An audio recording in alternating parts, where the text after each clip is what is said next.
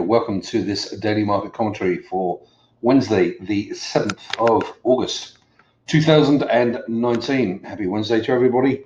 Yesterday was a day really where the markets somewhat stabilized, I guess. Gave everyone a little bit of time to reflect on the past few sessions. Equities finally clawed back some losses. Crypto pushed higher, and FX began to consolidate around some familiar levels. So what was Thursday bring? Well, crypto continues to hang tough, despite an early sell-off in Bitcoin down to just below 11,400. Recovered back up to 11,700 to start the US day. ETH fairly quiet, similar path, dropped down to 223.50 before coming up to 227. As you will soon read from the rest of the commentary, or hear, depending on whether you're listening to this or reading the written version, crypto was not really the focus of the day, so remained fairly quiet. We did have one pop above 12,000 for BTC, but it was fairly short-lived and slipped back down to 11,900 by the end of the day. All in all, though, I guess you could say the price action is constructive. My main concern for crypto, still that level of resistance for ETH around 237. We did have that one pop through it, but it came back below it very, very quickly. So I think Bitcoin looks as though it will continue to outperform ETH, at least in the short term. So moving swiftly on to other markets, I'm not really quite sure where to begin. So let's talk FX. Let's talk about Kiwi. Probably haven't spoken too much about Kiwi in previous commentaries, but one of the most heavily traded currencies in the world. The RBNZ, which is the Reserve Bank of New Zealand, had their rate announcement early in the Asian day and shocked the market with a 50 basis point rate cut, where the market was only looking for 25. New Zealand, the Kiwi immediately drops from 65.40 down to a low of 63.78, and then the accompanying statement from the RBNZ, they certainly wouldn't rule out any further cuts, so a very dovish stance from the RBNZ, kind of following on from the Fed a little bit, I guess, preemptive, I guess you might call it. But a very, very dovish stance from the RBNZ.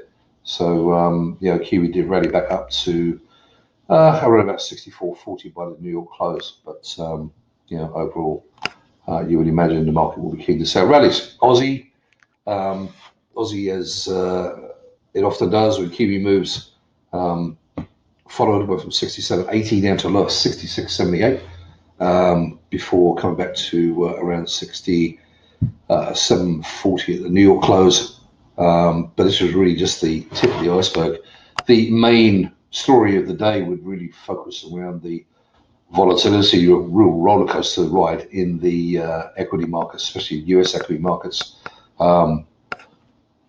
The Dow Jones futures had crept quietly higher during the European session, up to around about plus 100 before the early US day began, and it looked like it would be a continuation of yesterday's pullback. How wrong we were prior to the actual open. There was a complete reversal with futures slipping to minus 250 for the Dow, and after the market opened, it would be one-way traffic as the Dow slipped to a low of down 598 points on the day. Gold screamed higher from 1480 up to 1510. Dollar yen backed off to 105.50, and euro dollar rose to 112.40. Bond yields collapsed, with the US 10-year yield now down to 1.63%, and the US 30-year yield down to almost record low, around about 2.12%. Complete carnage. Just a continuation of the of markets that has gotten very, very nervous. But then something remarkable happened. We had a complete turnaround, and I'd love to tell you there was a reason. I'd love to tell you there was a headline or a comment. There was no clear catalyst at all. But the Dow Jones rallied all the way back to flat on the day.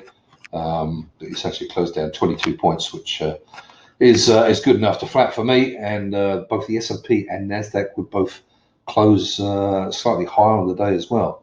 A really, really remarkable turnaround. it's hard to really pinpoint what caused it, but this is just the volatility we're dealing with at the moment. Euro would back off, back down to 112. I thought it would squeeze back higher to 106.25. Gold gave back some of its gains, moved back down to around the 1500 level, but still obviously remains very well bid, and I will touch on that in our technical beast momentarily. If you're confused, join the club. It is a roller coaster, and the market is really questioning two things right now: how much lower can US bond yields go, and exactly what is President Trump's end game plan for the trade war with China. I guess for now only he knows, but until he shares that with the rest of the world and we get some agreement and put an end to the uncertainty, this volatility is going to continue. So moving quickly onto our chart here, I've got a daily chart up here in gold, goes back to what I have showing here and middle of 2013. So, going back over 6 years ago. Normally, I don't like to show charts going back quite that far, just because I know many of you obviously don't take that quite longer term view. But technically, I just wanted to show some very significant level here, which we've broken. And if you see this line here comes in around about 1488, we broke above that today. And, obviously there will be some interim resistance on the way up, but it really does sort of open up to a move up above 1600 and beyond, potentially. But it's all going to depend on bond yields, I think, more than anything else. In the very short term, you would expect dips to be brought back down to the former line of resistance, now support at 1488, and probably some interim support just below that 1478. But this is a really robust, strong move, which has been, this has been happening since, well, I guess you could argue, really since the beginning of May, since we started having this whole conversation around the Fed cutting rates. We've gone from 1260 probably up to a high 1510 today. On the year now, you would actually have got a better return being long gold than you would have been long US equities. So keep an eye on this. Very volatile, but certainly can give you a pretty good idea of how the market's thinking in terms of that sort of safe haven investment. And with that, I hope everybody had a successful day, survived the volatility, and I look forward to speaking with you tomorrow. Cheers.